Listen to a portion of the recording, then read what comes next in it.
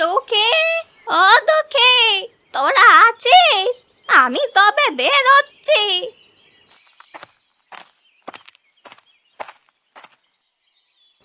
সে কি ঠাকুমা, তুমি না বললে আজ আর ভিক্ষে করতে যাবে না? ঘরে যে কিছুই নেই, ভিক্ষে না করলে খাবো কি? তবে আজ আর দূরের গায়ে যাব না, আশেপাশের গাগুলো থেকেই যা পারি নিয়ে আসবো খন। ও ঠাকুমা, তুমি আবার যে যা দেয় তাই নিয়ে এসো না। চিকন চাল দেখে আনবে, আর টাকা দিলে নতুন টাকা নেবে। শোনো শোনো, মেয়ের কথা শোনো। চাল ডালি পাই না, তার উপর আবার চিকন মোটা। শোন রে মেয়ে, কথায় আছে, ভিক্ষের চাল কারা আর কারা সবই নিতে হয়। তুমি ওর কথা শোনো না তো ঠাকুমা। ওর প্রতিদিন মাংস পোলাও না হলে মুখে ভাতই রোচে না। বলি, আমরা কি বড় লোক যে রোজ রোজ ভালো ভালো খাবার খাবো? মাংস পোলাও না হোক, রোজ মাছ ভাত তো দিতে পারো। কই, সেটাও তো জোটে না কপালে। যখন যেটা থাকে সেটা দিয়েই খেতে হয় মেয়ে। সময় সবার সমান যায় না, আর তোর এই উচ্চাকাঙ্ক্ষার লাগাম টান, না হলে একদিন তোকে পস্তাতে হবে, এই আমি বলে দিলুম। আমাকে এত জ্ঞান দিতে হবে না, আমি ভালোই থাকবো। আর তুই নিজের চরকায় তেল দে দুঃখী। ও মা, আমি আবার কি করলাম? আমি তো তোকে কিছু বলিনি। তুই কি ভেবেছিস আমি কিছু বুঝি না? তুই সব সময় ঠাকুমার কাছে আমার নামে কথা লাগাস, এই জন্যই ওই বুড়ি আমায় দেখতে পারে না। দুঃখী আমায় কিছু বলেনি সুখী। তুই যে কেমন তা আমার ভালো করেই জানা আছে। হ্যাঁ, বুঝবেই তো, কথায় আছে, যাকে দেখতে নারী তার চলন বাঁকা। আমাকে তো তুমি দেখতে পারো না, তাই আমার সবকিছু তোমার কাছে বাঁকাই লাগবে। দেখলে দুঃখী, দেখলে কালকের মেয়ে দুদিন বয়স হতে না হতেই কিভাবে মুখে মুখে তর্ক করে। শোন মেয়ে, তোর এই নাক মুখ আমি তৈরি করেছি, বুঝলি? ভিক্ষে করে না খাওয়ালে এত বড় হতিস না। ওটার জন্য সারা জীবন খোটাই দিয়ে যাবে। শোনো বুড়ি, তোমার ওই ঋণ আমি রাখবো না। সময় হলে সুদে আসলে সব পরিশোধ করব। ছি ছি সুখী, এ কি বলছিস বোন? ঠাকুমা আমাদের জন্য এত কষ্ট করে, তার প্রতিদান তুই এভাবে দিলি? তুই চুপ কর পোড়ামুখী, তোর কথা শুনলে আমার পিত্তি জ্বলে যায়। বেশ তো, আজকে তাহলে কাজ ঘর কিচ্ছু আনবো না, তুই তোর পিত্তি জ্বালিয়ে রান্না করে খাস। শোন দুঃখী, আমি আজ বাইরে খেয়ে আসবো, আর পারলে তোর জন্য খাবার নিয়ে আসবো। ওই বেয়াদব মেয়ের মুখে আমি আর খাবার জুটাতে পারবো না। ও ঠাকুমা, কোথায় যাচ্ছ রাগ করে? শুনে যাও, শুনে যাও, একটিবার শুনে যাও। ওকে যেতে দে দুঃখী, এত ডাকতে হবে না। বুড়িটা মরলে প্রাণ জুড়াবে আমার। চুপ কর সুখী, এমন কথা বলতে নেই, পাছে তোর অনিষ্ট হবে। সে কি, তুই আবার কোথায় যাচ্ছিস? কাঠখড় কুড়োতে। ঠাকুমা রাগ করলে তো আর হাত গুটিয়ে আমরা বসে থাকতে পারি না। পরে এসে দেখবে যখন রান্না হয়নি, তখন আরো রাগ করবে। হ্যাঁ, যা যা, তুই যা ইচ্ছে গিয়ে কর। আমি আর ওই রান্নাবান্নার কাজ করতে পারবো না বাপু। না, এদিকটায় কোনো ঘর বাড়ি দেখছি না তো। সামনে কি কোনো গ্রাম আছে নাকি কেবল খোলা প্রান্তর? এদিকে তেষ্টায় গলা শুকিয়ে কাঠ হয়ে গেছে, সাথে একটু জলও নেই যে গলাটা ভেজাবো। ওই তো একটা গাছ দেখা যাচ্ছে, যাই ওর নিচে বসে একটু জিরিয়ে নিই। বলেছিলাম আজ আর দূরে কোথাও যাব না, কিন্তু ভিক্ষে করতে করতে দূর গ্রামেই চলে এসেছি। যাই, এখন তাড়াতাড়ি বাড়ি ফিরে যাই। নাতনিগুলো কি করছে কে জানে। সে কি, ওই গাছের নিচে কে বসে আছে? এই খোলা মাঠে এই লোক কি করছে? কে গো মা, তুমি কোত্থেকে এসেছো? আমি এক ভিখারিনী, গিয়েছিলাম ওই গায়ে ভিক্ষা করতে। তা আপনি কে? আমি এক সাধু। এই গায়েই যাচ্ছিলাম, কিন্তু এমন গরম পড়েছে যে আর হাঁটতে পারছি না। আসবেন কি করে? এদিকে তো গাছপালা কিচ্ছু নেই, মাথার উপর কেবল সূর্যের আলো টকবক করছে। তা মা, তোমার কাছে একটু জল হবে? বড্ড জল তেষ্টা পেয়েছে। জল তো আছে, কিন্তু আপনি সাধু মানুষ, শুধু জল কি করে দেই? দাঁড়ান, আমার কাছে একটু চিড়া আর কটা ফল আছে, ওগুলো খান আপনি। তোমার ভিক্ষের জিনিস আমাকে দিচ্ছ মা, তুমি কি খাবে? আমার কাছে চাল আছে, ওগুলো বাড়ি নিয়ে ফুটিয়ে খাবো। বেশ, দাও তবে, আমারও খুব খিদে পেয়েছে। আহা, বহুদিন পর এমন সুস্বাদু খাবার খেলাম। তা মা, তুমি আমার সেবা করছো, তোমায় তো খালি হাতে ফিরিয়ে দিতে পারি না। বলো, তুমি আমার কাছে কি চাও?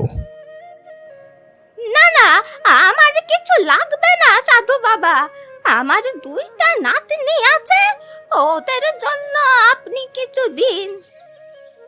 বেশ, তোমায় তবে আমি একটা বিশেষ ফলের বীজ দিচ্ছি, ওটা তোমার নাতনিদের হাতে দেবে।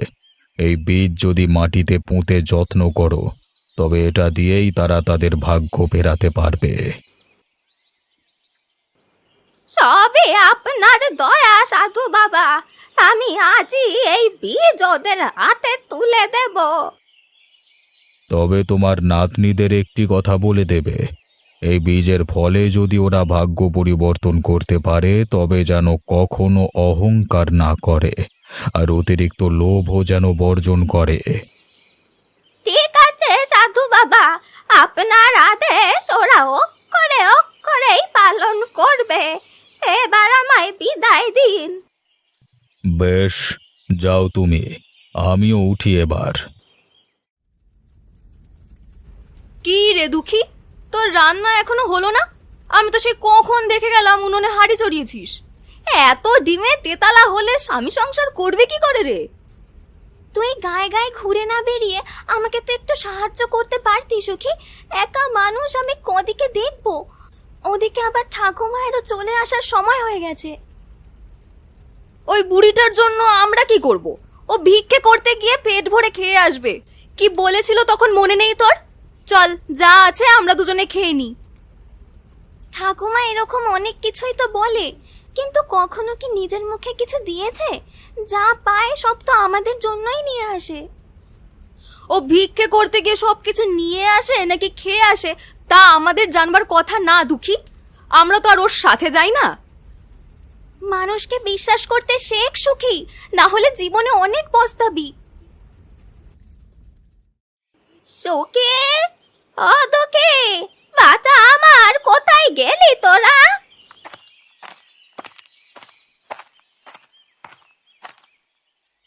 ওই তো, বলতে না বলতেই ঠাকুমা চলে এসেছে।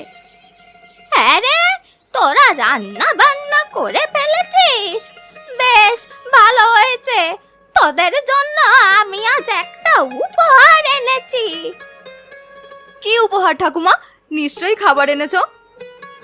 ইস, এই পোড়ামুখী আছে কেবল খাবারের জন্য। খাবার নয় রে, তোদের জন্য এক বিশেষ বীজ এনেছি। এটা তোদের ভাগ্য পরিবর্তন করে দিতে পারবে। ধুর ধুর ধুর, এসব ফালতু কথা শোনানোর জন্য এসেছো তুমি? ওসব বীজ দিয়ে কিচ্ছু হবে না। ভাগ্য পরিবর্তন হবে আমাদের রূপে। যে যত রূপবতী তার তত ভালো জায়গায় বিয়ে হবে। আমি তো তোর মতো অত রূপবতী নই সুখী, তাহলে আমার গরিব ঘরেই বিয়ে হবে বোধহয়। ওর কথায় কান দিস না তো দুঃখী। শোন, তোর হাতে আমি একটা বীজ দিচ্ছি, ওটা বাড়ির আঙিনায় পুঁতে রাখ। এটা দিয়েই তোর ভাগ্য পরিবর্তন হবে। ধুর, ভেবেছিলাম হয়তো ভালো মন্দ কিছু নিয়ে আসবে, তা নয় একটা বীজ নিয়ে এসেছে। এসব রং ঢং আর ভালো লাগে না। হ্যাঁ গো ঠাকুমা, দেখতে তো তরমুজের বীজের মতো লাগছে ওটা, কিন্তু এটা এত সাদা কেন গো?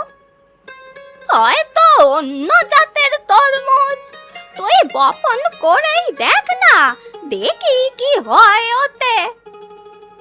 ঠিক আছে, তাহলে চলো এটা পুঁতে রেখে আসি।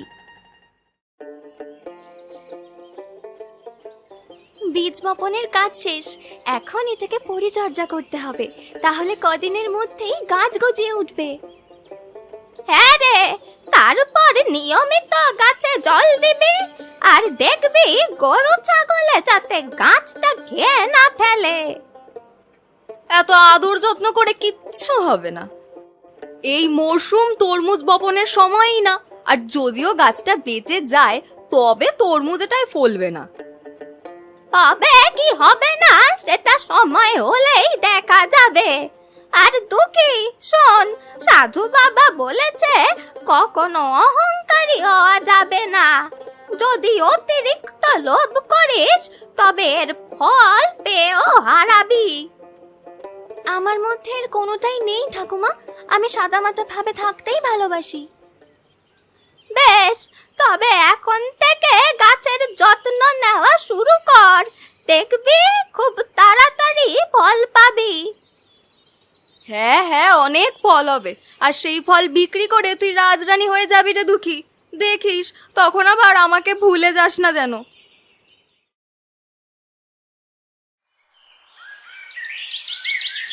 সকাল হয়ে এসেছে, যাই তরমুজ গাছটায় জল দিয়ে আসি। কদিন হলো ওটা বীজ থেকে বের হয়েছে। বাহ, গাছটা যে এই কয়েকদিনে অনেক বড় হয়ে গেছে, আর ওতে তো ফুলও ধরেছে। দাঁড়াও, এক্ষুনি ঠাকুমাকে ডেকে দেখাই। ঠাকুমা, ও ঠাকুমা, দেখে যাও তো একবার।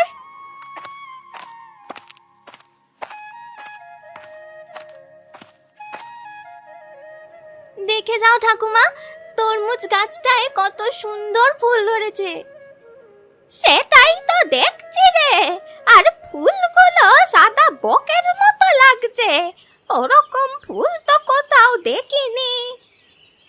মনে হয় এটা সাদা তরমুজ, ফুল যখন সাদা হয়েছে ফলও সাদাই হবে। তাহলে তো ওগুলো অনেক দাম হবে। সাদা তরমুজ সচরাচর পাওয়া যায় না।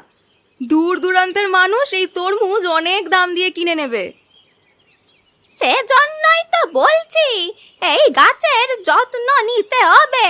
এখানে যত বেশি শ্রম দিবি তত ভালো ফল পাবি। ঠাকুমা কথাটা মন্দ বলেনি।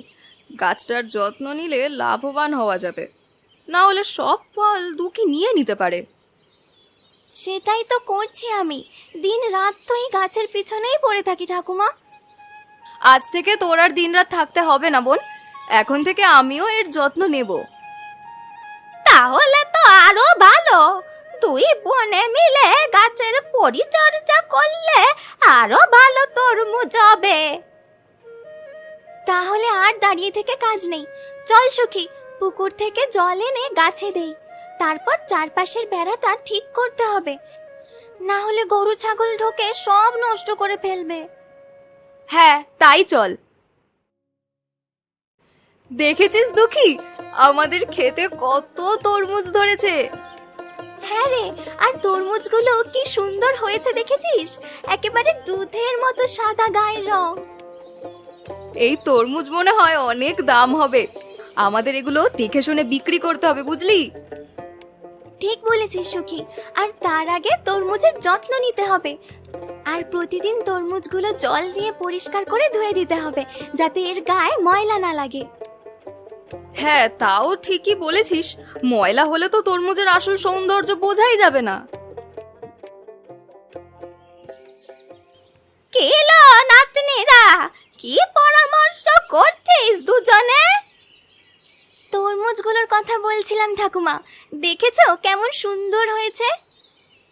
হ্যাঁ রে, ওগুলো পরিপক্ক হয়েছে দেখা যাচ্ছে, কদিনের মধ্যে তরমুজ বিক্রি করা যাবে। কিন্তু ওগুলো বিক্রি করব কোথায়? কে নেবে আমাদের তরমুজ? হাটে নিয়ে যাবি, সেখানে দূর দূরান্তের মানুষ আসে, ওরাই নিয়ে যাবে। বেশ, তবে আমি আর সুখী প্রতিদিন হাটে গিয়ে তরমুজ বিক্রি করে আসব। সেজন্য তো আগে এক গরুর গাড়ির ব্যবস্থা করতে হবে। এত ভারী তরমুজ তোরা বয়ে নিয়ে যেতে পারবি না। আমিও তাই ভাবছি ঠাকুমা। আচ্ছা, এজন্য কুবের কাকুকে বললে কেমন হবে? উনি না হয় প্রতিদিন ভোরে তরমুজগুলো হাটে দিয়ে আসবে। তাই কর, ওকে না হয় তরমুজ বিক্রি করে টাকা দেব।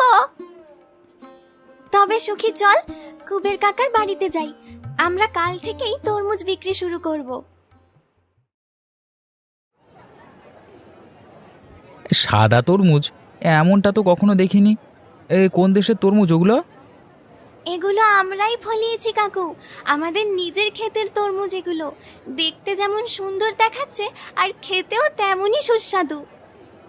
তাই নাকি? তবে দাও তো একটা তরমুজ আমাকে। ওই বড়টা কত করে? ওটা 100 টাকা। 100 টাকা? বাপ রে বাপ, এত দাম তরমুজের! এই বাবা, এই মানে এই তরমুজ বাজারের অন্য 10টা তরমুজের মতো না, আর এটা নেওয়ার জন্য আমরা জোড়াজুড়িও করছি না। যদি পোষায় তবে নেবে, আর না হলে ভাগো।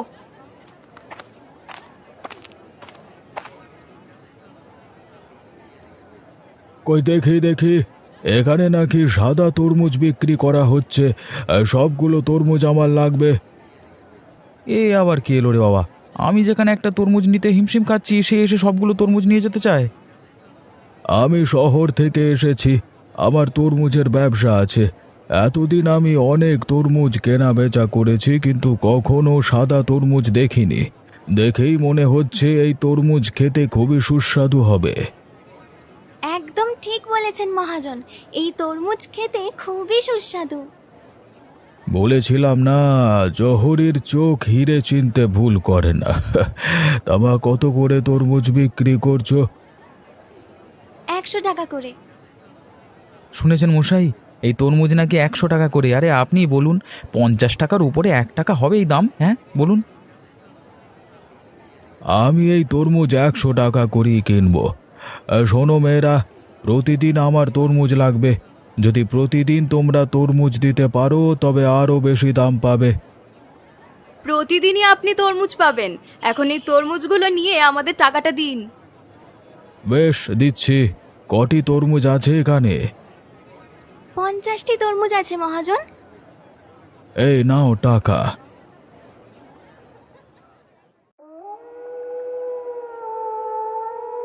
এখানে মোট 5000 টাকা আছে। বাবা, একদিনেই এত টাকার তরমুজ বিক্রি করে ফেললাম। আরো বেশি বিক্রি করতে পারতাম, কিন্তু তুই তো মহাজনের কাছে একদমই বলে ফেললি। আমি কি আর জানি এই তরমুজ এত দাম হবে? তোর মতো বোকাকে নিয়েই মরণ হয়েছে। একটু চালাক হ না দুঃখী। চোখ কান খোলা রেখে তো ব্যবসাটা করতে হবে নাকি? কাল আমরা আর ওই মহাজনের কাছে বিক্রি করব না। যে আরো বেশি টাকা দেবে তাকেই তরমুজ দেব। এত লোভ করতে যাস না সুখে। কথায় আছে, লোভে পাপ আর পাপে মৃত্যু। আমিও তো তাই বলছি ঠাকুমা, আমাদের এত টাকা দিয়ে কি হবে? 3 জন কোনোভাবে খেয়ে পড়ে বেঁচে থাকতে পারলেই তো হলো। তোর মতো তো আর আমি না, আমার অনেক চাহিদা, সবকিছু তো পূরণ করতে হবে। নিজের লোভকে সংযত কর সুখে, না হলে এর জন্যই তোকে সবকিছু হারাতে হবে। আমাকে এত কিছু শেখাতে হবে না ঠাকুমা, আমার ভালো আমিই বুঝবো। দেখলি দুঃখী, দেখলি গুরুজনের মুখে মুখে কেমন তর্ক করছে মেয়েটা। ওর সাথে কথা বলে শুধু শুধু সময় নষ্ট করো না তো ঠাকুমা, ও এমনই। ঠিকই বলেছিস দুঃখী, ওই মেয়ে শুধরাবার না।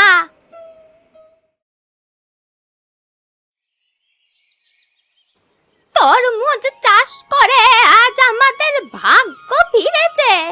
মাটির ঘর ভেঙে পাকা বাড়ি করতে পেরেছি।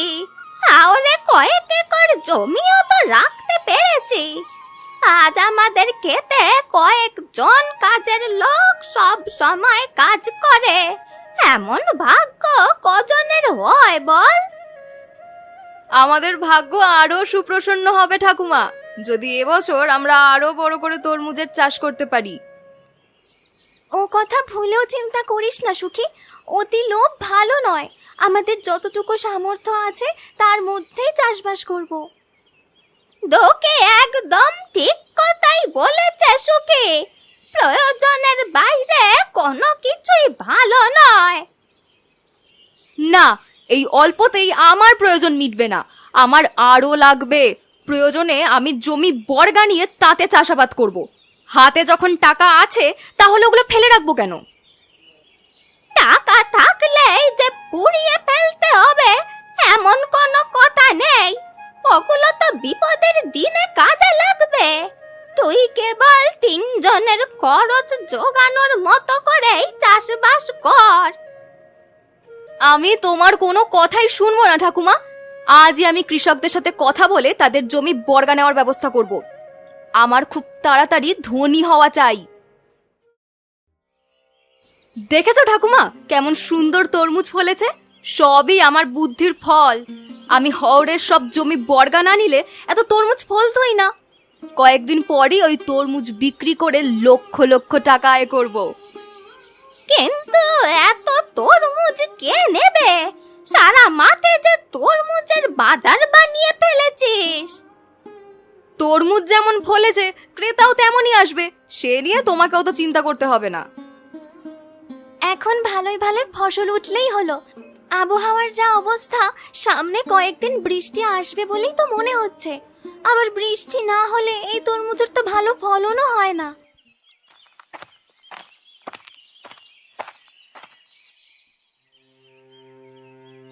আরে সুখী দুঃখী তোমরা এখানে? আরে ওদিকে যে সর্বনাশ হয়ে গেছে। কি হয়েছে গোপাল কাকু, কি হয়েছে? ওরে ক্ষেতের সব তরমুজ পোকা ধরে গেছে দুঃখী, কোনো তরমুজ আর ভালো নেই। হায় হায়, পোকা ধরলো কিভাবে? এবছর বেশি পরিমাণে তরমুজ চাষ করায় আমরা সঠিক পরিচর্যা করতে পারিনি। তাছাড়া অত্যাধিক গরমে তরমুজ পচতে শুরু করেছে, মানে সেখান থেকে আরো বেশি পোকার আক্রমণ শুরু হয়েছে। হায় হায় হায়, আমার সব তরমুজ পচে গেলে চলবে কি করে? ও ঠাকুমা, বুদ্ধি দাও তুমি, কি করে এই লোকসানের হাত থেকে রক্ষা পাবো বলো। চেয়ে দেখা ছাড়া আর কোনো উপায় নেই রে সুখী। আমি আগেই বলেছিলাম এত তরমুজ চাষ করিস নে, সামলাতে পারবি না। এখন দেখলি তো মজা। কথায় আছে গরিবের কথা বাসি হলেও ফলে। আচ্ছা, আমি না হয় ভুল করেছিলাম, কিন্তু দুঃখী তুই তো আমায় ফেরাতে পারতি। তোরা এই ভুল কিভাবে করলি? এখন আমাকে দোষ দিয়ে লাভ হবে না সুখী। আমি তোকে অনেকবার বলেছিলাম স্বল্প পরিসরে চাষ করতে, এখন দেখ কি সর্বনাশ হলো।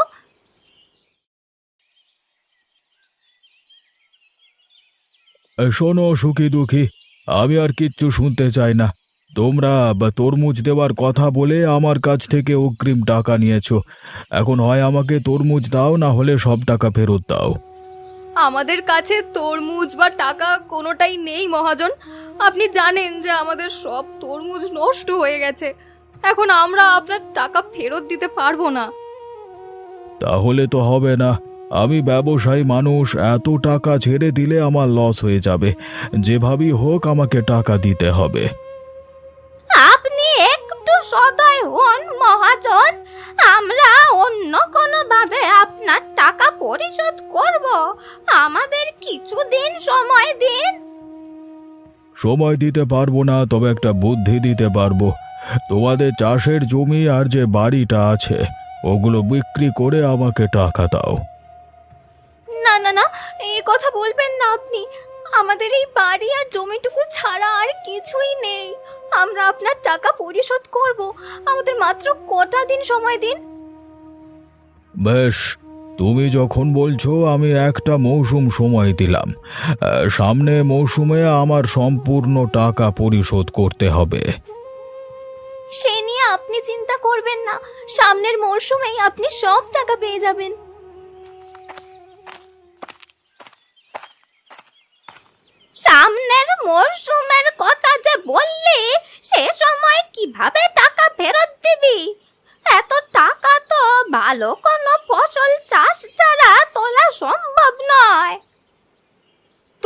চাষ করে যে টাকা ফেরত দেব সেই উপায়ও তো নেই। গত মরশুমে সব বীজ বপন করে ফেলেছি। কি যে শনি পেয়েছিল আমাকে তখন। সব তরমুজের বীজ বপন করা হয়নি সুখী, আমি কিছু বীজ লুকিয়ে রেখেছিলাম, এবছর ওগুলোই চাষ করব। সত্যি বলছিস বোন? তোর কাছে সাদা তরমুজের বীজ এখনো আছে? হ্যাঁ রে, ওগুলো আমি এক শুকনো তরমুজের খোলায় সংরক্ষণ করে রেখেছি, যাতে গুণগত মান ঠিক থাকে। তাহলে আমরা কালই ওগুলো বুনে ফেলবো। যত তাড়াতাড়ি বুনবো তত তাড়াতাড়ি ফসল আসবে। না সুখী, তাড়াহুড়ো করে নয়, এবার আমরা ধীরে সুস্থে ফসল চাষ করব, যাতে কোনো ভুল না হয়। যদি এবারও ফসল নষ্ট হয় তবে আমরা নিঃস্ব হয়ে যাব। তুই ঠিক কথাই বলেছিস তোকে। এখন থেকে আর লোভ করে বেশি বেশি চাষ করা যাবে না। তোর বুদ্ধিমতো প্রতি মরশুমে অল্প তরমুজ চাষ করতে হবে, যাতে প্রতিদিন গাছের যত্ন নেওয়া যায়। হ্যাঁ, আমিও তোমাদের সাথে একমত ঠাকুমা। দুঃখীর কথা মতো চাষবাস করলে এই সাদা তরমুজ আবার আমাদের ভাগ্য ফেরাবে। এবার বুঝলে তো কিভাবে ভাগ্য পরিবর্তন করতে হয়। বেশি লোভ কখনো করা যাবে না, নিজের যতটুকু সামর্থ্য আছে তা দিয়েই চেষ্টা করতে হবে।